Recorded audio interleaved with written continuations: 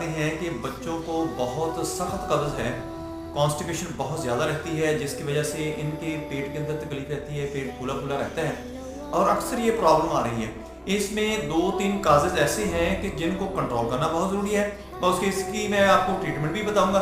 सबसे पहले आपने ये करना है कि मेरी वीडियो आगे आपने शेयर कर देनी है, ताकि जिन लोगों तक मेरी वीडियो नहीं पहुँचती उन तक पहुँचना शुरू हो जाए, आपको भी फ़ायदा हो, मुझे भी फ़ायदा हो। और आपने इस वीडियो को अच्छी तरह देखना है, सुनना है, समझना है। मैं हूं डॉक्टर हाफिज अब्दुल अंजम, आप देख रहे हैं यूट्यूब चैनल। मेरा आज का जो मौजू है वो है कॉन्स्टिपेशन ट्रीटमेंट, कब्ज़ का इलाज। दोस्तों, अक्सर बच्चों को आपने देखा होगा कि कब्ज़ रहती है।